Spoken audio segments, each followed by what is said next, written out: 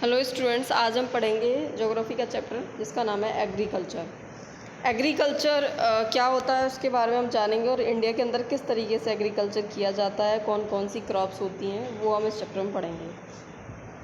तो स्टार्ट करते हैं। Agriculture is a primary activity in which almost 2/3 of the India's population is engaged and it produces most of the food for our consumption and other raw materials for various industries। देखिए, जो agriculture है वो क्या है, एक primary activity है, यानी कि एक प्राथमिक क्रिया है। और इसमें अगर देखा जाए तो जो हमारे यहाँ की पॉपुलेशन है, 2/3 पॉपुलेशन, दैट मीन 2/3 जो इंडिया की पॉपुलेशन है वो एग्रीकल्चर में ही इंगेज्ड है। दूसरा, ये प्रोड्यूस करते हैं हमारे फूड कंजप्शन के लिए जो प्रोडक्ट चाहिए होते हैं उनको, और उसके अलावा जो बहुत सारी इंडस्ट्रीज़ हैं, वेरियस इंडस्ट्रीज़ हैं, उनके लिए रॉ मटेरियल को भी प्रोड्यूस ये लोग करते हैं। एग्रीकल्चर से ही बहुत सारे रॉ मटेरियल हमको मिलते हैं। जैसे मान लीजिए अगर हम बात करें कपड़े की, तो कॉटन का कपड़ा बनता है तो सबसे पहले क्या होता है कि खेती में कॉटन की एग्रीकल्चर होता है। उसके बाद उसको रॉ मटेरियल के तौर पर कहाँ पर ले जाया जाता है, इंडस्ट्रीज़ में, और उसके बाद उससे एक क्लॉथ यानी कपड़ा तैयार होता है। Type of farming: on the basis of the physical environment such as rainfall pattern, land productivity, technological advancement and socio-cultural practices, there are various farming practices in India. These are discussed below.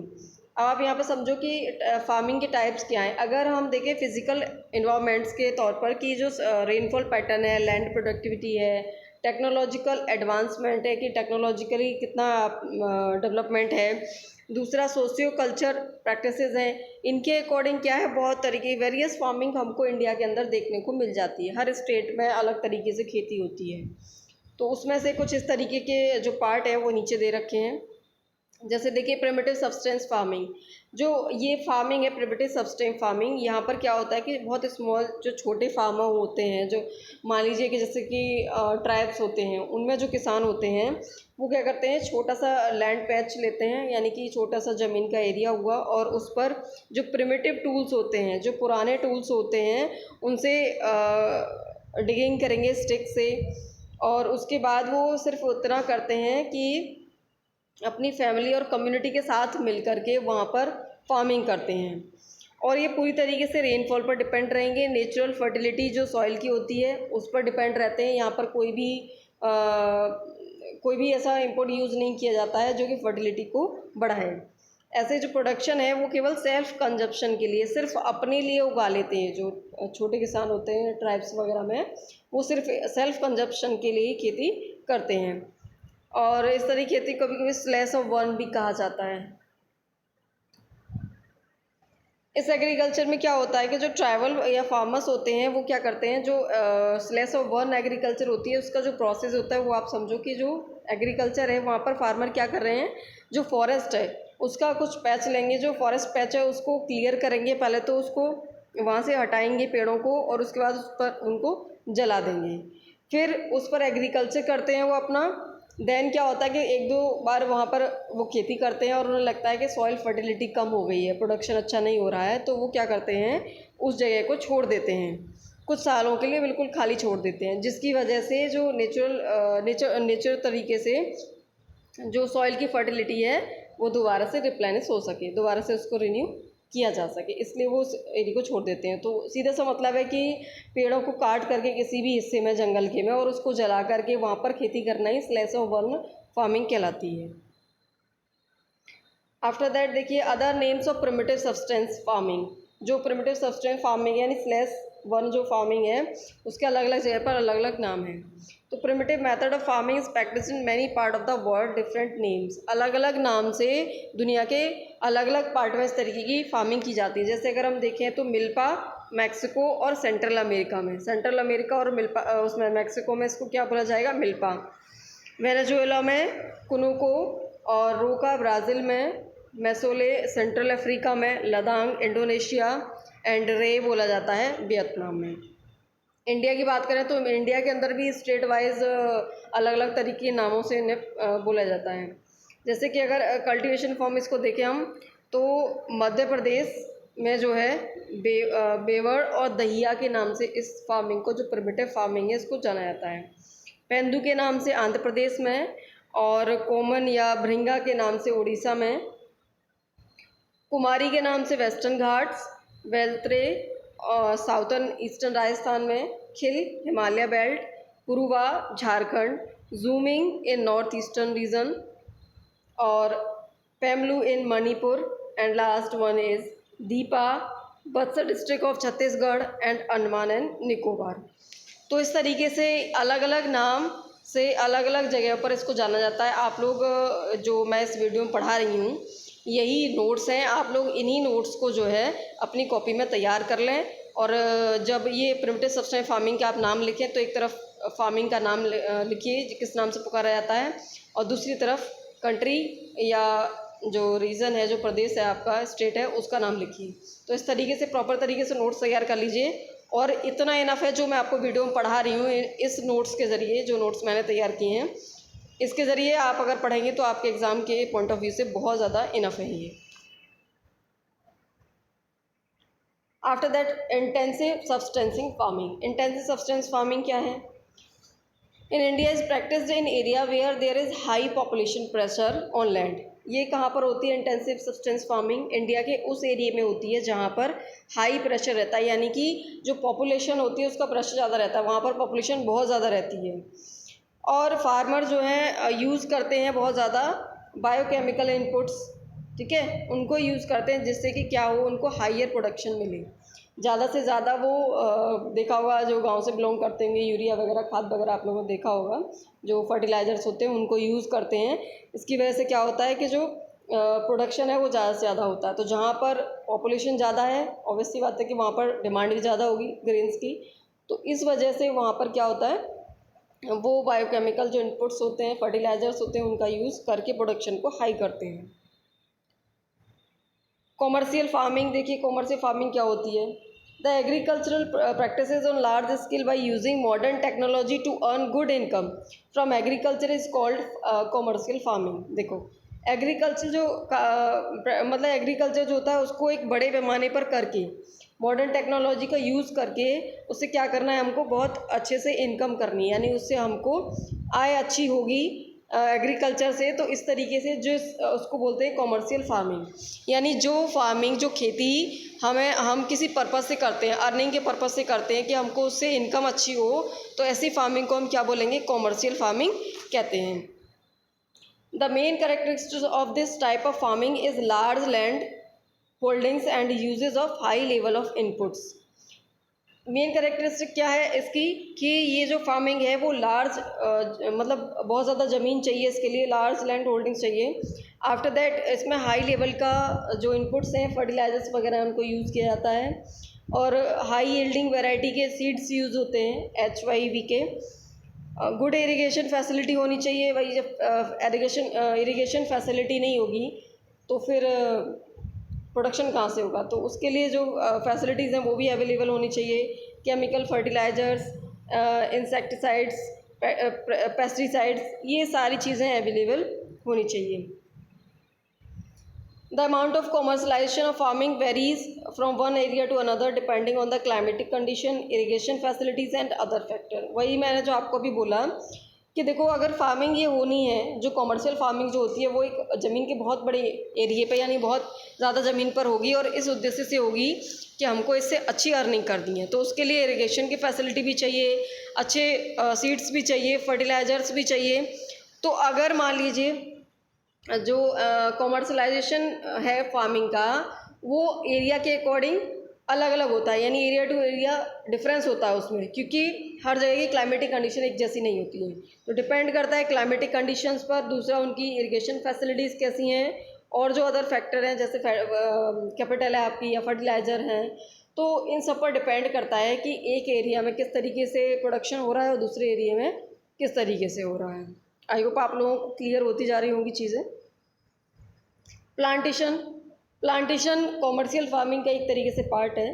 तो plantation farming जो होती है वो किस तरीके से होती है, रॉ मटेरियल को तैयार करने के लिए होती है, यानी एग्रो बेस्ड जो इंडस्ट्रीज़ होती हैं, यानी जो एग्रो बेस्ड इंडस्ट्रीज़ हैं उनके लिए जो रॉ मटेरियल तैयार होता है वो प्लांटेशन से ही तैयार किया जाता है। जैसे रबर का प्लांटेशन होगा, टी का प्लांटेशन होगा, वो मैं आगे आप लोगों को बताऊंगी।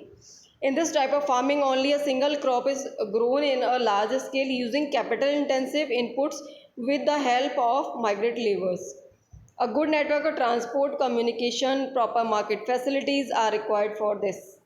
देखो इस तरीके जो फार्मिंग है उसमें क्या होता है कि बहुत लार्ज स्केल पर एक ही क्रॉप को उगाया जाता है। जैसे मान लीजिए टी का प्लांटेशन किया या रबर का प्लांटेशन किया तो एरिया खूब बड़ा होगा, लेकिन वो एक ही प्लांटेशन हो रहा है। अगर टी उगाई जा रही है तो उसमें रबर नहीं लगाएंगे, और रबर है तो उसमें टी नहीं लगाएंगे, ठीक है। और उसके अलावा जो कैपिटल होनी चाहिए यानी पूंजी आपके पास अच्छी होनी चाहिए, उसके साथ साथ जो माइग्रेंट्स लेबर है यानी कि लेबर भी अच्छे खासे अवेलेबल होना चाहिए। आफ्टर दैट एक गुड नेटवर्क होना चाहिए ट्रांसपोर्ट का, कम्युनिकेशन का, अगर प्रॉपर मार्केट फैसिलिटीज़ हैं तो ये सारी चीज़ों की ज़रूरत यहाँ पर पड़ती है कि ये सारी चीज़ें अगर अवेलेबल हैं तो आराम से कहीं पर भी प्लांटेशन क्लाइमेटिक कंडीशन के अकॉर्डिंग किया जा सकता है। जो ट्रांसपोर्ट और कम्युनिकेशन मार्केट फैसिलिटीज़ हैं, ये सब क्या है, एक रिक्वायरमेंट है प्लांटेशन के लिए। Well known plantation crop are tea in Assam and northern Bengal and coffee in Karnataka. वही मैंने आपको बताया कि जो प्लांटेशन है वो टी का, रबर का, कॉफ़ी का इस तरीके से होता है। तो असम और नॉर्थ बंगाल में क्या है, टी का प्लांटेशन होगा और कर्नाटका में कॉफ़ी का प्लांटेशन होगा, ठीक है। Cropping pattern it refers to environmental differences that give rise to different cropping season in India. Cropping pattern मतलब क्रॉपिंग सीजन, जो क्लाइमेटिक कंडीशन है, जो environmental differences हैं, उसकी वजह से अलग अलग क्रॉपिंग सीजन होते हैं इंडिया के अंदर। क्रॉपिंग सीजन जो है इंडिया के अंदर, वो देखो इंडिया है 3 क्रॉपिंग सीजन, 3 क्रॉपिंग सीजन है, रबी, खरीफ और जायद, ठीक है। 3 तरीके के क्रॉपिंग सीजन है। तो पहले आप समझो रबी को। रबी क्रॉप्स क्या हैं, इनको हम कब सोन करते हैं, कब इनको बोते हैं, हम स्टार्ट करते हैं विंटर यानी अक्टूबर और दिसंबर में इसको बुवाई होती है और इसको हार्वेस्ट कर लिया जाता है स्प्रिंग सीजन के स्टार्ट होने, यानी समर सीजन की स्टार्टिंग हो जाती है अप्रैल और जून के टाइम तक इसको हम क्या कर लेते हैं, काटाई हो जाती है। फसल को जब बोते हैं तो अक्टूबर नवंबर में, और उसको काटते हैं तब, हार्वेस्ट कब करते हैं, अप्रैल और जून के बीच में। कुछ क्रॉप्स हैं जो इसमें कल्टीवेटेड होती हैं, जो इस सीज़न के अकॉर्डिंग बुवाई होती है उनकी, जैसे वीट है, वाले है, ग्राम, मस्टर्ड, सरसों, मतलब हिंदी में आप लोग समझ लीजिए, जैसे कि मस्टर्ड, सरसों, गेहूँ, बाजरा, ये चना, ये सारी चीज़ें इस टाइम पर उगाई जाती हैं। These crops are grown in Punjab, Haryana, Himachal Pradesh, Jammu Kashmir, Uttarakhand and Uttar Pradesh. ये जो क्रॉप्स हैं मोस्टली कहाँ पर उगाई जाएंगी, आपकी Punjab, Haryana, Himachal Pradesh, Jammu and Kashmir, Uttarakhand and Uttar Pradesh. Reason for the successful rabi crops in winter month due to the western temperate cyclone. देखो जो वेस्टर्न टेम्परेट साइक्लोन है उसकी वजह से जो है, जो रबी क्रॉप्स है विंटर में सक्सेसफुली मतलब वो उग जाती है और उसको सक्सेसफुली फ़ायदा हो जाता है। वो जो क्योंकि वेस्टर्न टेम्परेट साइक्लोन की वजह से बारिश आती है ठंड के टाइम पर भी, तो उस वजह से क्या होता है कि जो रबी की क्रॉप्स होती हैं वो सक्सेसफुली ग्रो कर जाती हैं। Kharif crops, these crops are sown during the monsoon. ये जो खरीफ क्रॉप होती हैं वो कब बोई जाती हैं, मानसून के टाइम पर, यानी मई और जुलाई के बीच में, और हार्वेस्ट कर ली जाती हैं सितंबर और अक्टूबर के बीच में। जो खरीफ क्रॉप्स हैं जैसे पैडी है, जिसको हम राइस भी बोलेंगे, मेज़ है, ज्वार, बाजरा, तुअर, कुछ लोग उसको अरहर बोलते हैं, मूंग, उड़द, कॉटन, जूट, ग्राउंडनट, सोयाबीन, ये सारी जो क्रॉप्स हैं वो किसकी हैं, खरीफ क्रॉप्स हैं ये।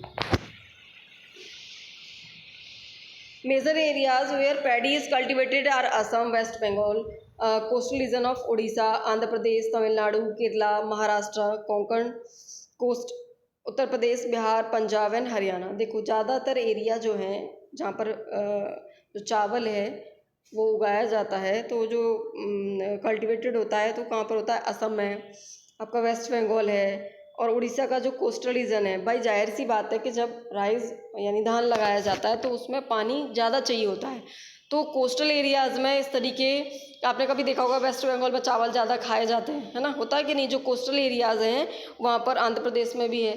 तो इसी तरीके से आप कभी भी देखो तो जो कोस्टल एरियाज़ हैं वहाँ पर चावल और मछली का ज़्यादा चलन रहता है। तो इस तरीके से जो कोस्टल एरिया है जहाँ पर पानी अवेलेबल है, जैसे आंध्र प्रदेश है आपका, तमिलनाडु है, केरला है, महाराष्ट्र है, तो यहाँ पर चावल की मात्रा जो पैडी होती है ज़्यादा से ज़्यादा उगाई जाती है। उसके अलावा उत्तर प्रदेश, बिहार, पंजाब और हरियाणा में भी उगाया जाता है, क्योंकि हमारे यहाँ क्या होता है कि जो ये उत्तर प्रदेश, पंजाब, हरियाणा, बिहार हैं, यहाँ पर इरिगेशन फैसिलिटी अच्छी होती है। अगर कहीं पर इरिगेशन फैसिलिटी अच्छी है तो वहाँ पर इजीली भी इसको उगाया जा सकता है। In well irrigated area of Assam, West Bengal and Orissa, these crops of paddy are grown in three crops of paddy are grown in a year. Name है ऑस, अमान एंड बोरो, ठीक है। तो देखो इसी तरीके से जो इरिगेशन एरियाज़ हैं, यानी कि यहाँ पर इरिगेशन की फैसिलिटी अच्छी है, कहाँ पर, असम, वेस्ट बंगाल और उड़ीसा में।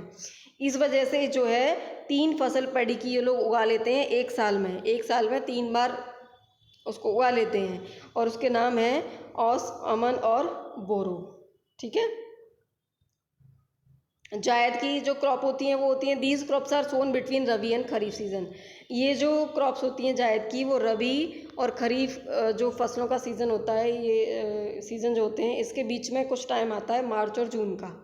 उस टाइम ये जायद की फसलें बोई जाती हैं। जैसे कि इसमें मेन, इस सीज़न के अकॉर्डिंग जो मेन फसलें रहती हैं, क्रॉप्स रहती हैं, वो है watermelon, musk melon, cucumber, vegetables and fodder crops. ये बहुत इजीली आपको मिल जाती है। गर्मियों में आपने देखा तरबूज खाते सब लोग ज़्यादा से ज़्यादा, तो मतलब पानी की चीज़ें अवेलेबल रहती हैं। तो वो क्या है, कभी भी आप वाटरमेलन देखो तो हमेशा इंटर रिलेटेड करो उसको, कि ध्यान करो कि ये जायद की क्रॉप है। वो बहुत इजीली आपको समझ में आ जाए कि वाटरमेलन है तो जायद की है, अगर राइस है तो वो खरीफ है, अगर वीट है तो वो रबी है ना। आगे major crops, many varieties of food and non-food crops are grown in various regions of the country depending upon the different cultivation practices, soil type and climatic condition। देखो जो फूड और नॉन फूड क्रॉप्स हैं, अगर किसी भी reason में उगाया जाएगा तो वो डिपेंड करते हैं कल्टीवेशन प्रैक्टिसेस पर, दूसरा सॉइल के टाइप्स पर, और तीसरा है क्लाइमेटिक कंडीशन पर। ये कुछ मेन फैक्टर्स होते हैं जिनकी ज़रूरत हमेशा हमको रह जाती है। तो कुछ क्रॉप्स हैं जिसके अकॉर्डिंग ये दे रखा है, जैसे कि अगर हम देखें तो राइस, वीट, मिलेट्स एंड मेज़ आर इम्पोर्टेंट ग्रेन। ये ग्रेन है जो इंडिया के अंदर सबसे ज़्यादा, ये अनाज सबसे ज़्यादा इंडिया के अंदर उगाया जाता है। पल्सेस हैं वो लेग्यूमिनस क्रॉप्स हैं। राइस आप देखो, it is the staple food crop of a majority of the people in India. This kharif crop requires high temperature and high humidity. It is grown in area of heavy rainfall. वही मैंने जो आपको अभी खरीफ crop जब समझाई थी तो उसमें राइस का बताया था कि राइस खरीफ से बिलोंग करता है। तो इसी तरीके से इंडिया के अंदर राइस सबसे ज़्यादा क्यों उगाया जाता है, क्योंकि भाई बहुत जो मेजॉरिटी है लोगों की वो राइस को पसंद करती है, और ज़्यादातर एरिया में चावल खाया जाता है। खरीफ क्रॉप है ये, और इसको उगाने के लिए हाई टेम्परेचर चाहिए, हाई ह्यूमिडिटी चाहिए, और उसके साथ साथ एक ऐसा एरिया चाहिए जहाँ पर हाई रेनफॉल या फिर हाई इरिगेशन फैसिलिटीज़ अवेलेबल हों, ठीक है।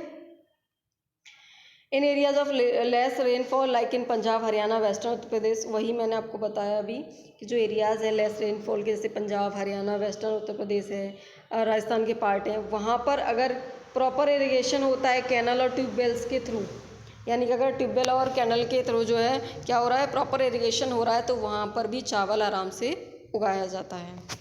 वीट की अगर हम बात करें